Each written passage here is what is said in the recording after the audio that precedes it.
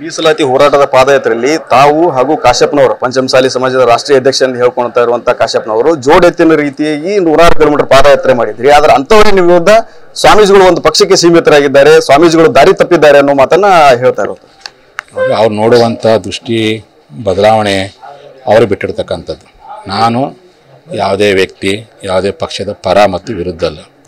ನನ್ನ ಸಮಾಜದ ಮೀಸಲಾತಿ ಚಳುವಳಿಯಲ್ಲಿ ಯಾರು ದುಡಿದಾರೋ ಅವರೆಲ್ಲರ ಪರವಾಗಿ ನಾನು ಧ್ವನಿ ಎತ್ಕೊಂತ ಬಂದೀನಿ. ಇಂಥವ್ರ ಪರವಾಗಿ ನಾನು ಧ್ವನಿ ಎತ್ತಿಲ್ಲ ಅಂತೇಳಿ ಒಂದಾರ ದಾಖಲೆ ತೋರಿಸಿ, ಜನಾಂಗದ ಕಷ್ಟದವ್ರು ಇದ್ದವ್ರ ಪರವಾಗಿ ಎಲ್ಲರೂ ಆತ್ಮಲೋಕನ ಮಾಡ್ಕೊಳ್ಳಿ. ಅವ್ರ ಕಷ್ಟ ಕಾಲದಲ್ಲಿ ನಾನು ಎಷ್ಟು ಬೆಂಬಲವಾಗಿ ನಿಂತಿದ್ದೀನಿ, ಎಷ್ಟು ದುಡಿದಿದ್ದೀನಿ ಅಂತ ನಾವು ಅರ್ಥ ಮಾಡ್ಕೊಳ್ರಿ. ತಪ್ಪಾಗಿ ಅರ್ಥಿಸ್ಕೊಳ್ಳೋ ಪ್ರಯತ್ನ ಮಾಡೋದು ಬೇಡ. ಹಾಗಾಗಿ ಯಾವುದೋ ಒತ್ತಡಕ್ಕೆ ಒಳಗಾಗಿ ಟೀಕೆ ಟಿಪ್ಪಣಿ ಮಾಡುವಂಥದ್ದು ಸರಿಯಲ್ಲ. ಎಲ್ಲ ಕೂತ್ಕೊಂಡು ಸಮಸ್ಯೆಯನ್ನು ಬಗೆಹರಿಸೋ ಪ್ರಯತ್ನ ನಾವೆಲ್ಲರೂ ಕೂತ್ಕೊಂಡು ಮಾಡೋಣ ಅಂತೇಳಿ ನಾನು ಎಲ್ಲರಿಗೂ ಕಿವಿ ಮಾತು ಹೇಳಕ್ಕೆ ಒಂದು ಪಕ್ಷದ ಅಡಿಯಲ್ಲಿ ನಡೀತಾ ಇರುವಂತಹ ವಕ್ಫ್ ಹೋರಾಟದಲ್ಲಿ ತಾವು ಭಾಗಿಯಾಗಿದ್ದರಿಂದಲೇ ನಮಗೆ ಸ್ವಾಮೀಜಿಯವರಿಗೆ ಮಧ್ಯೆ ಏನು ಬಿರುಕು ಮೂಡಿರುವಂಥದ್ದು ಅನ್ನೋ ನನ್ನ ಆರೋಪವನ್ನು ಕಾಶ್ಯಪ್ನವರು ನೀನು ಮಾಡಿದ್ರು. ನೋಡಿ, ವಕ್ಫ್ ಹೋರಾಟ ಅಂದರೆ ಅದು ರೈತರ ಹೋರಾಟ.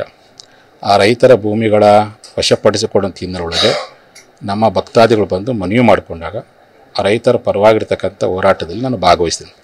ರೈತರ ಪರವಾಗಿ ಯಾರೇ ಹೋರಾಟ ಮಾಡಲಿ, ಯಾವುದೇ ಪಕ್ಷದವ್ರು ಮಾಡಲಿ, ಅವ್ರ ಪರವಾಗಿ ಮೊದಲಿಂದ ನಾನು ಜೊತೆಯಾಗಿ ಗುರುಸ್ಕೊಂಡಿದ್ದೀನಿ.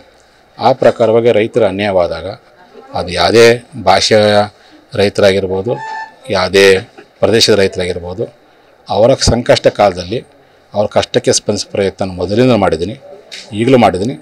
ಅದನ್ನು ಬೇರೆ ದೃಷ್ಟಿ ನೋಡೋ ಪ್ರಯತ್ನವನ್ನು ಯಾರು ಸಹ ಮಾಡಬಾರ್ದು ಅಂತೇಳಿ ಅವ್ರಿಗೆ ನಾನು ಕಿವಿ ಮಾತು ಹೇಳ್ತೀನಿ.